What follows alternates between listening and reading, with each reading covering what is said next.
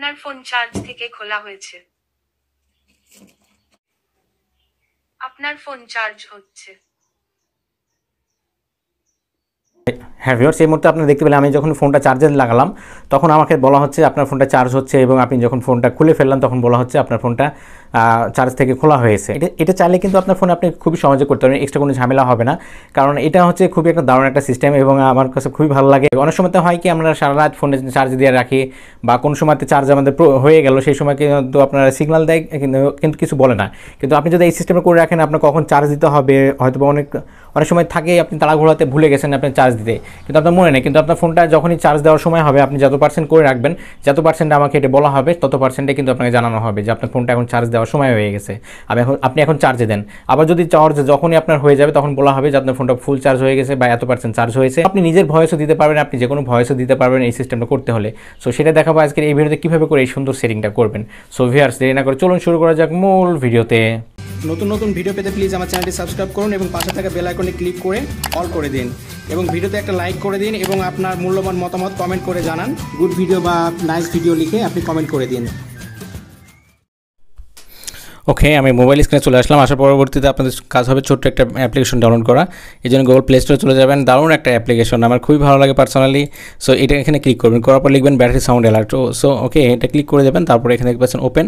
So install করে নেওয়ার পরে এটা জাস্ট ওপেন করবেন। ওকে, তারপরে এই ধরনের অপশন আসবে, এখানে দেখতে পাচ্ছেন এনেবল পারমিশন। সো আপনি পারমিশন দিতে হবে, পারমিশনে ক্লিক করে দেবেন।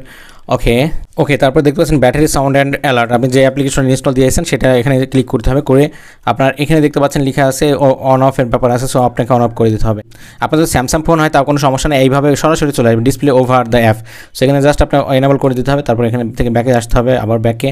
তারপরে এখানে দেখতে পাচ্ছেন ব্যাটারি সাউন্ড অ্যালার্ট ক্লিক, এখানে লিখেছে ক্লিক করে দিতে হবে। ওকে, ক্লিক করে দিলে কী হবে, এখান থেকেও আপনার কিছু পারমিশন এখানে দেখতে পাচ্ছেন, এই পারমিশনটা আপনাকে অ্যালাউ করে দিতে হবে। যদি পারমিশন চাই সেই পারমিশনটা অ্যালাউ করে দিতে হবে। এখান থেকে আমি ব্যাকে চলে আসলাম। ওকে, দেখতে পাচ্ছেন এবার কিন্তু যে ইন্টারফেসটা ছিল সেটা ইন্টারফেসটা চলে এসেছে। সো এখানে একটা ব্যাপার বুঝতে হবে, কানেকশন কানেক্টেড আর এখানে ডিসকানেক্টেড, ব্যাটারি ফুল ব্যাটারি লো। সো এখানে আপনি ক্লিক করতে হবে, যে এই যে অ্যারো বাটন এখানে ক্লিক করতে হবে। ওকে, তারপরে আপনি এখানে কী লিখবেন, আপনি যেটা লিখবেন সেটা কিন্তু আপনার বলে দেবে। এখানে যেতে দেখতে পাচ্ছেন অডিও ফাইল দিতে পারবেন, অথবা রিংটোন দিতে পারেন, অথবা টেক্সট টু স্পিচ। আপনি যেটা লিখবেন সেটা কিন্তু এখানে বলে দেবে। যেমন আমি লিখছি আপনার ফোন চার্জ হয়ে গেছে, চার্জ হচ্ছে। আপনি এখানে যেটা লিখবেন সেটাই কিন্তু ওখানে বলে দেবেন। আর এটা কেমন হয়েছে সেটা প্লে করার জন্য এখানে দেখতে পাচ্ছেন প্লে বাটন, প্লে করে শুনে নিতেও পারবেন আপনার ঠিক মতো লেখা হয়েছে কি না হয়েছে। সো আমি এখানে যদি ক্লিক করি, দেখুন